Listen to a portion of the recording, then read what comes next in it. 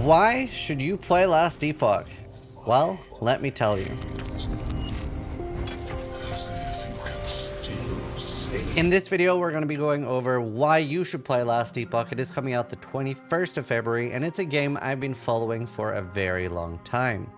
I first got approached by the CEO of Last Epoch in 2018, and they asked me if I would be willing to do a sponsored segment of the game and check it out. And if this is your first time seeing my content and you're unfamiliar with how I approach sponsorships, I asked him, can I say whatever I want about the game? So I want to make sure that I can always, well, frankly, roast the game if it's bad. And to this day, Judd had the best response of any game. They said, Ziz, if there's anything wrong with our game, you can roast it, because we want to make a good game, not just make a lot of money.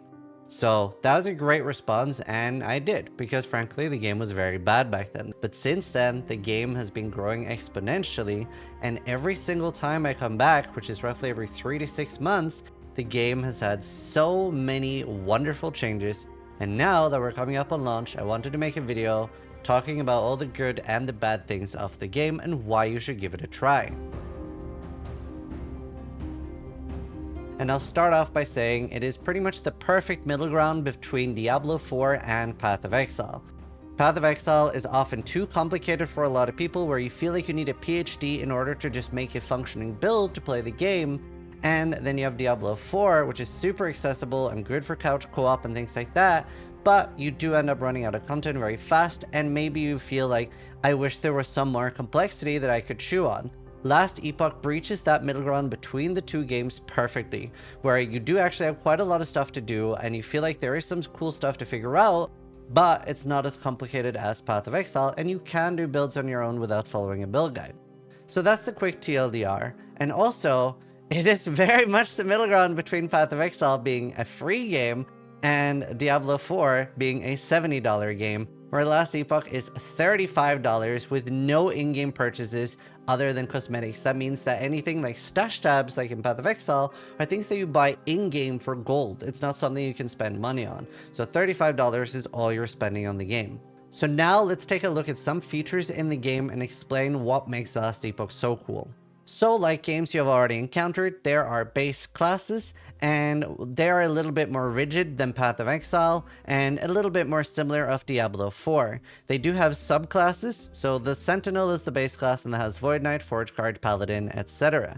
And we can go in-game to one of my characters, Zizaran the Druid. And what is really cool about Last Epoch is that each skill has its own skill tree.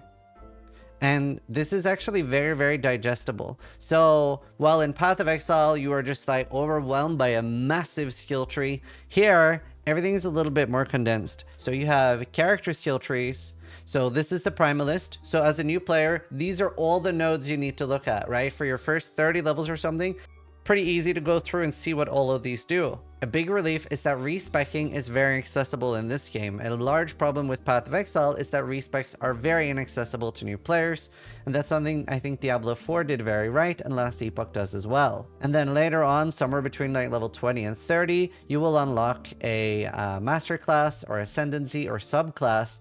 And you can see that that also does not have an insane amount of things, so it's pretty easy to get a good grasp on what you want to do. And then you look over one skill at a time, and that has its own skill tree that will change the way the build works. For example, do I want to focus on having a lot of additional wolves instead of just one? Then you can make it so they have 4, 5, etc. wolves. And you can go a full summoner with summon Sabertooth and summon Bear, and then you go for wolves, and you can have like a total companion limit and run around with a bit of a zoo build.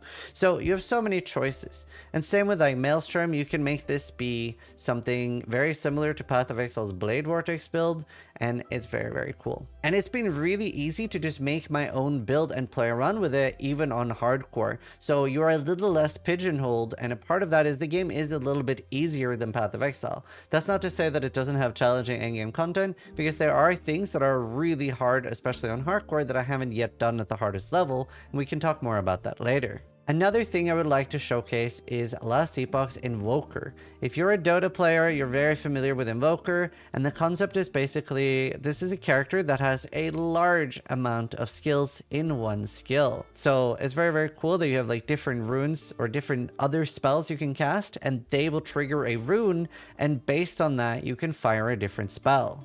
Now, normally the way this would work is that if I'm casting 3 fireballs, I'd be getting 3 fire runes, and then my R would cast that as a different spell. However, I've actually done a skill point that locks them in to be the same 3 combos. So because I have my Frost Claw followed by Fireball followed by Frost Wall, it is going to do Cold, Fire, Cold, and then this Runic Invocation will actually give me a huge buff. So you have so much stuff that you can do there, and then I can actually just spam my Fireball, and I'm basically doing an Ignite proliferation thing. So you can see that anytime I'm hitting something, it'll proliferate the fire. So you have a lot of flexibility. And obviously with a skill such as this, there will be some things that are more powerful than others.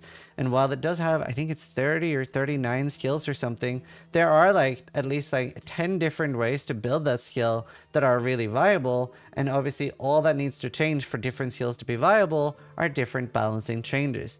So there are a lot of really cool skills there, especially visually appealing skills.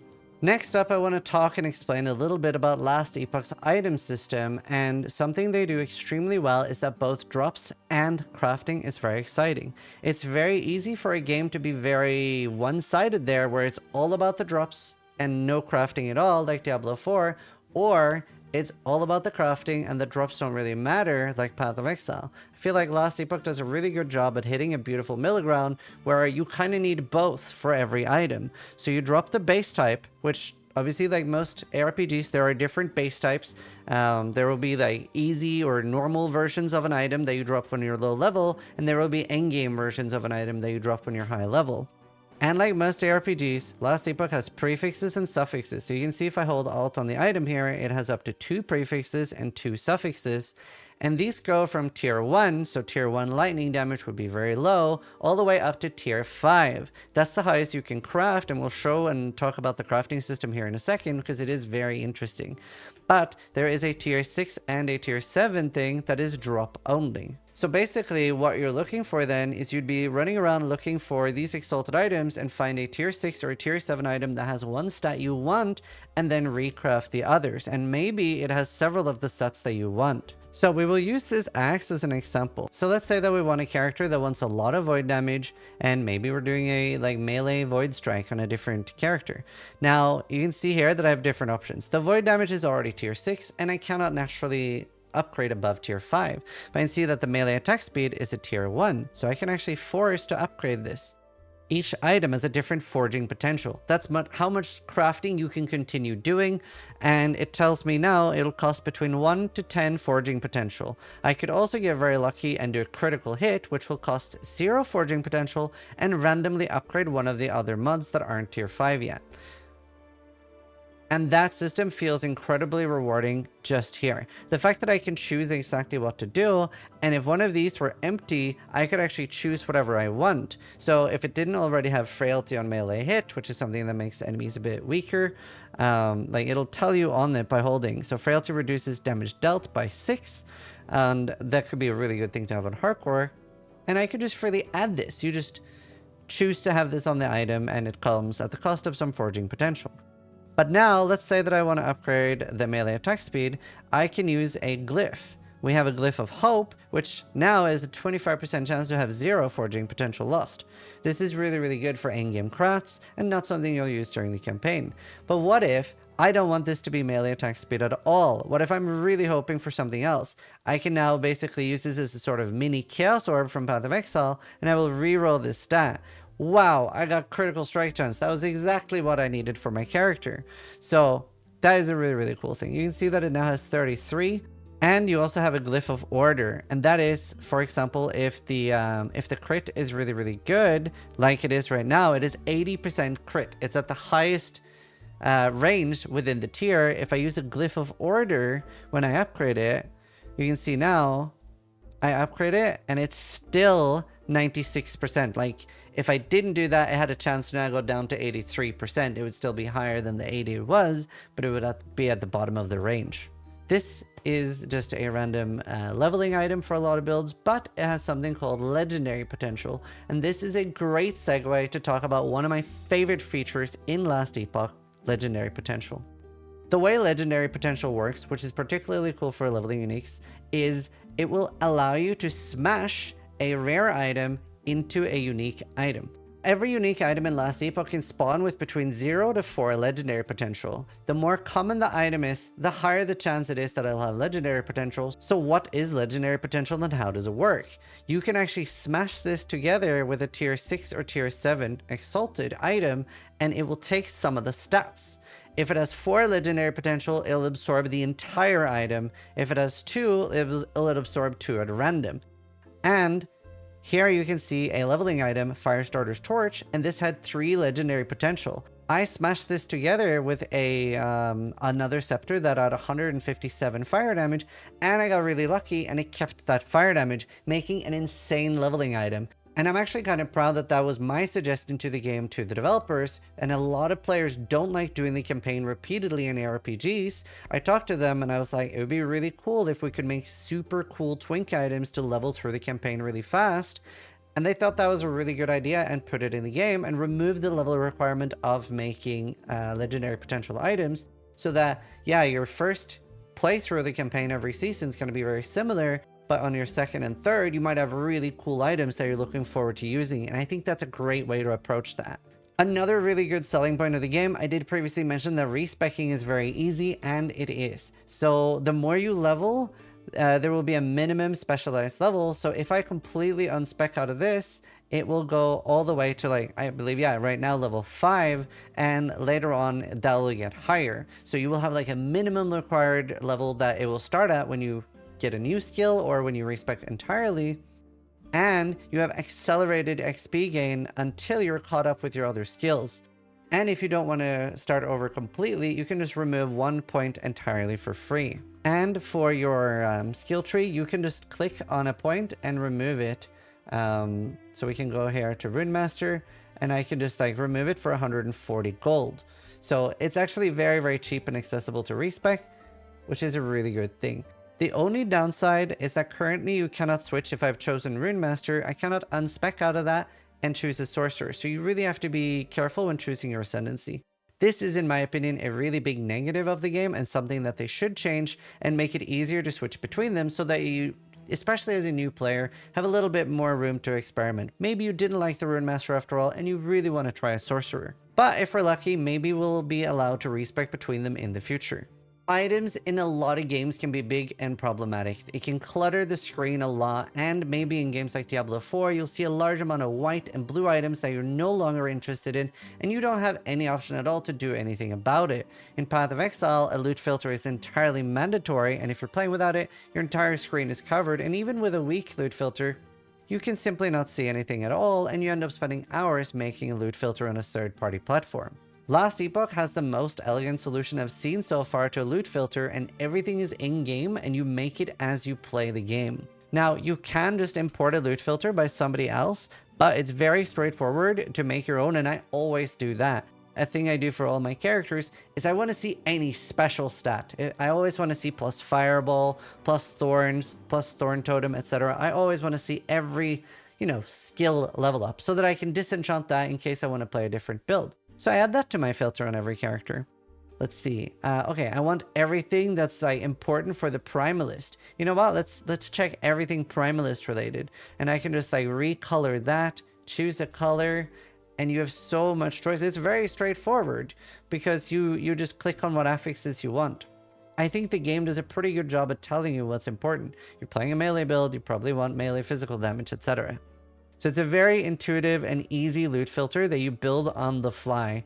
And maybe you like just want to see Zizaran Greaves real quick. You can just turn that on or off at the click of a button. And obviously we could talk about this for a long time and explain more about how the system works. But hopefully just by seeing this, you can see how straightforward it is. Very easy to just add a rule and play around with the conditions, whether you want a base type, whether you want a special rarity, and things like that. It's wonderful. Now let's talk about the endgame content of Last Epoch. And it actually does have a pretty robust endgame. I would say it has more content than Diablo 4 and some really cool things to do. But this is also one of the weak points of the game. If you're coming from Path of Exile, it does not have as much content yet because, well, we are getting ready for the initial release of the game. However, they are going to have leagues and add endgame content. So very much looking forward to see what they're going to do here. But first, let's go over what the endgame content is in the game. So here you can see different islands. You start off here and you have a little 58 area, which is very similar to where you are when you're finishing the campaign. And you have something called the Monoliths of Fate. And you will be on one of these islands, and later on you will have a normal zone, which is 58, 66, then 70, etc.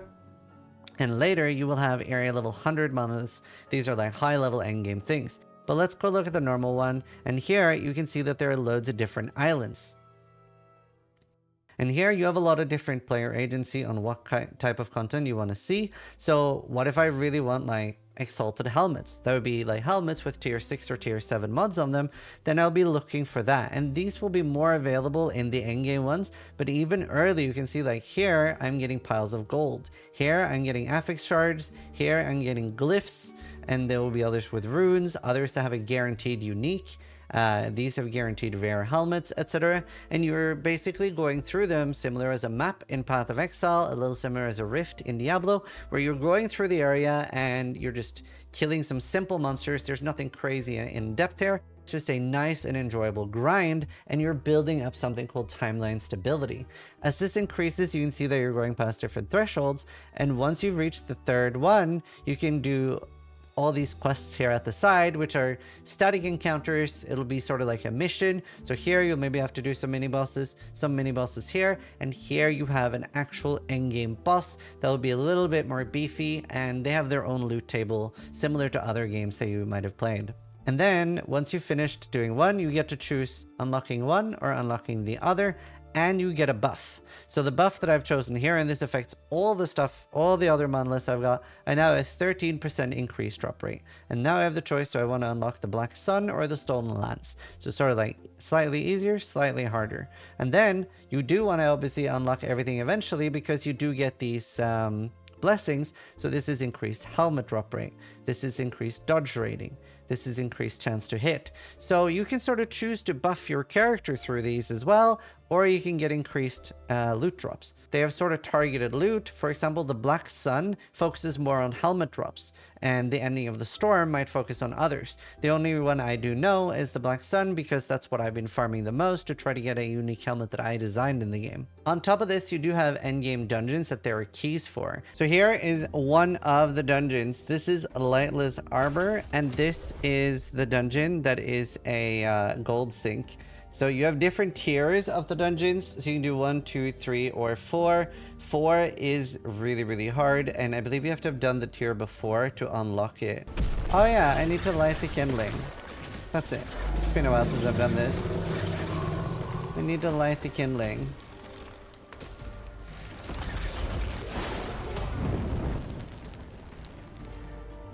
There.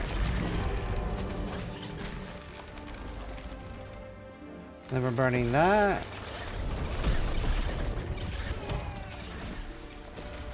I'm a minion build, so they're just killing everything else. It's kind of Arcali's Fang. This is the helmet that I designed for Last Epoch.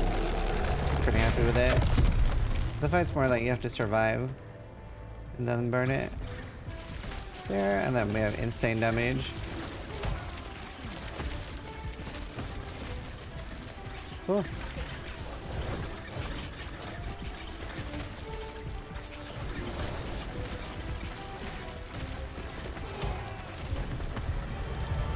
Alright, fight done. Now this is the easy version of the fight. Oh, I haven't seen that before. Cannot leech health. Wow, that's a lot of crit chance. I guess that's new. So now we can go into the vault, and this is the main part of the mechanic. So now we can say yes or no to different chests. Like, do we want a chest that drops several idols? No, we don't. Do we want a chest that drops a rare item, an exalted item, and a unique, and a set item? Sure, that sounds good. A unique weapon? Don't really care. And you see that it goes up in price. Drops an exalted helmet, exalted body armor. Oh, cool. Let's do that. Glyph of Despair to all chests. So now the more chests that we've accepted, the more Glyph of Despair we get. 45% more items, and it is multiplicative. Glyph of Despair to all chests again. Okay. And then duplicates all item from a random chest. Now, I'm going to stop now because I don't want to use all my currency. And we can't click decline. Oh. I didn't know it would go that much down in price. Decline. Decline. Decline. Sure. So you can like play around and gamble. And it will cost like more and more gold. Glyph of Despair. Several exalted items. Adds an additional exalted item to all chests. Okay, we'll do that. And then now we'll enter vault. And you can basically choose how much gold are you going to put in. So this means that this is a really good thing where you maybe want to have like a lot of gold saved up and you go for 1 giga run. And that's a really, really cool thing as a sync. And now you can see we'll get a little bit of a loot explosion, even though I didn't use a large amount of gold, and you can see some crazy explosions. And some of these could be really good, and you would generally look through and see if there's any of the items that you need. But I think it's a pretty cool thing for a game to have. I think gold sinks are really, really important for a game. And that is pretty much the Lightless Arbor dungeon. Next up, we have the Temporal Sanctum, and this is pretty cool. I can do level 100, but I've never done so in hardcore. This character is hardcore, so we're just gonna do a lower level one. We could actually just do a, yeah, we'll do a level 80, that's fine. We'll do a level 80 just to show it off. And this is a dungeon where you're basically going between 2 different realms. And this is the dungeon where you make the legendary potential items. So now you might already be confused, like, oh my god, what's happening now? You need to shift to the other realm to access the dungeon. And that's what this dungeon is all about. And this is really cool because this is also what the boss is all about. So in the boss fight, you can shift in and out of different realms to avoid boss moves. So the boss actually has a move that it charges up and it'll fill the entire arena and it'll kill you. It'll one-shot you. But then you have to shift into a different reality to avoid the attack. It's very, very cool. I think it's this is the best and most well-made dungeon they have currently.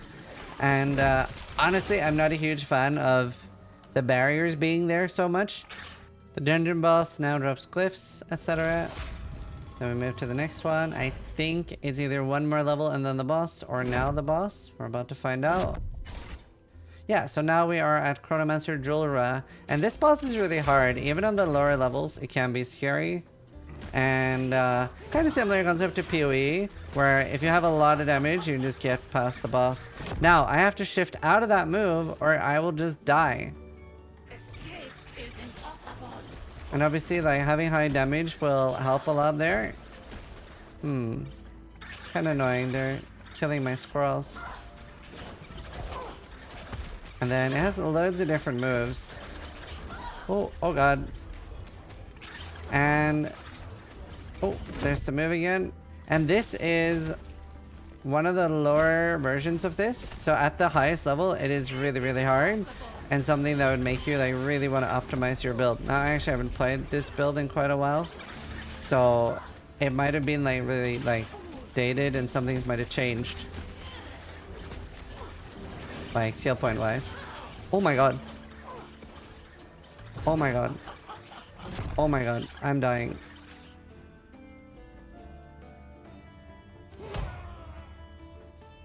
Escape is impossible. Oh, that was a close one. It's very good that I only did the level 80 dungeon and didn't go the hardest one. But yeah. Woo. So, and this is a good way to describe legendary potential and actually show you. So legendary potential is really rare on endgame items like Ravenous Void, which actually saved us in this fight, which was nice.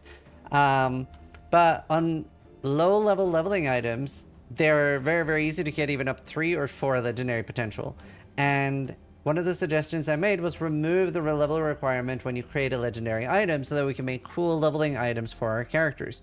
And that's what you can do now. So you can see that this is a leveling item with no level requirement for a rogue and has bow fire damage, attack speed, and fire penetration. And this is a endgame bow, and let's see. So right now it has 6 critical strike chance, bow attack speed, chance to ignite, And then let's see about adding another suffix, shock, on here. Why not? And we will add that with a glyph of hope. And then we're going to upgrade the bow attack speed all the way to tier 5. Now, we would have liked to continue upgrading the chance to ignite afterwards. But either way, now we have bow attack speed 19% and critical strike chance 110%. Now, this is a leveling item, so we could have done the easiest version of the dungeon and have no risk. This is a harder version, and this is pretty much always deadly unless you have a very strong build. So now we can put in this. And we can put in this, and this is now going to choose 2 of these stats. If it had 4 legendary potential, it would consume the entire bow and just put all of the stats from the bow. Obviously not the implicits at the top, like the bow damage and stuff, but it would put all the explicits into the bow. So now we're hoping it chooses bow attack speed and critical strike chance or ignite on hit. All of those will be pretty okay. And this isn't an item I really care about. This is just an example. And then it just consumed your item. No, I'm just kidding. You have to go to the different realm to get it. And we got bow attack speed and 19% chance to shock on hit. And you now have a unique item that nobody really else has. You can make some really cool stuff. And there won't be that many that will be just alike, right? Because it's hard to get high legendary potential. And most people are going to be choosing the exact same rare items. So I think this is such a cool system. And I love this dungeon in Last Epoch. It's amazing. Next up, we have the Soulfire Bastion, and this is a bit of a gambling dungeon. And here we have Soulfire shields. So right now it's shielding me against the Chaos Damage Affliction thing, and the other one shields against fire. So yeah, necrotic or fire is what it shields against, and you have to like try to balance like how little you're using this. If I remember, yeah, it costs Soul Ember to switch between, so the less you can switch between, the better. And then you want to go farm as many Soul Embers as possible. So we are just gonna run around and farm as many of that. Okay, here we go, Fire Lich, and now we have to be careful with what mode we're in. Whew. Now I don't actually remember what one shots and what doesn't. Obviously, if you're very strong, you might not need to use any of the... we're immune to fire right now. That's fine. He's dead. This was the super easy version. Like, it actually can be quite challenging. I just want to show off the part at the end. I don't want to rip any of my hardcore characters while showing it off. So, here we are at the gambling part. Soul Gamble. So now you can think, what do I need the most? Like, what do I need the most for my character? Is there a unique item, let's say, like the Ravenous Void that I really want to buy? Then, well, maybe I want to buy this and it has a chance. A unique item. And it's 1 legendary potential, and it's Leoth's Machinations. These are actually pretty good. If I remember right, this is a really nice build. And then you're going through and thinking like, what item do you need, what base type, and you know, there's quite a lot of different ones you can buy. So I could do this and try to get Herald of the Scurry, or plus Wolves. Doesn't have any of that. With body armor, you can see that it is on average giving you quite nice things. Not a good item, but a pretty cool mechanic, and you can obviously try to get even more Soulfire Embers, and you can get better or worse things at the doors. So that is the 3 dungeons of Last Epoch. You do have the Endless Arena as well, but I wanted to show them off because I think there's some really cool concepts here, especially the end goal. I think the middle bit where you're running through barriers can be improved and worked upon, but the end bit, really, really cool. Gold sinks are fun, gambling is fun, and the legendary potential is such a good mechanic. So I really wanted to share that with you. And all of these things, honestly, is a very solid endgame, but this is where I'm really looking forward to Last Epoch, really churning out some endgame bosses similar to Path of Exile's Ubers, and really giving us something to try to make really strong builds for. Trading in Last Epoch is something I just made a dedicated video about, and it is going to be a bit of a complicated one, but it has the most interesting and cool system I've ever seen. You're basically going to choose one of 2 factions, and from then on, items you drop are going to be tagged with that faction. So the TLDR is 1 where you will be able to trade freely, and you level up these factions. So early on, you're very, very limited in what you can trade, and eventually you'll basically be able to sell and buy anything you want want that has that tag on the item. The other faction is sort of solo self-found. You can actually trade and play with other people, but only the people that are there when the item drops. So you will actually, if you're solo self-found, you will be dropping more and better items, and if you're trade, you'll be dropping less, but you can buy and sell with other people. So I think while a little bit complicated, it's the most interesting, and yeah, it does need its own dedicated video.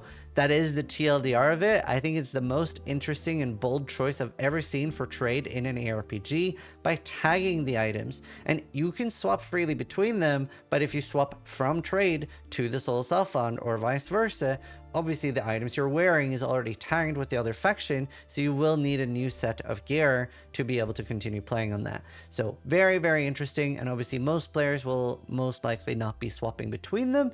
Very cool choice of how to deal with the problem of what should you do, trade or find items yourself. Another really good selling point of Last Epoch is its monetization. It is not free to play, but they have mentioned that they will have free to play demos, etc. in the future. It is a $35 game with basically no in-game monetization. The only in-game monetization is in the forms of pets and things like that, and different cosmetic armor, and none of these have any impact. The pets will not loot for you, and the armor will not make you stronger. They're just a way to show support if you want to look cool, and you do actually already look very cool for free. What's missing in Last Epoch and what do they need to do next? The only thing that's really missing is that they need some time to do leagues and add more mechanics to the game so that they can then give us more player agency and choose what we can do next. This is something that's very wonderful in other ARPGs, like Torchlight does this quite well, and especially Path of Exile with its Atlas skill tree gives you so much player agency over exactly what you want to do. And I believe that Last Epoch will get there once it has a few leagues under its belt and they can let us just choose exactly how we want to play the game. So that's pretty much it for Last Epoch. It is a wonderful game and I super recommend it. If you are interested in buying the game, you can actually buy it on Nexus through me. That'll give you a Steam key from the game, and it is a collaboration with the developers. So that is definitely something to consider if you want to support the channel. Keep in mind, buy it on Steam if you have access to localized pricing. Obviously, that is a lot cheaper. But either way, a wonderful game with a bright future, and I'm really looking forward to seeing where this game is going to go next, and I can't wait for launch. I hope you guys enjoyed the video. Thanks so much for watching. Sub if you like it, but more importantly, try to die less than I do.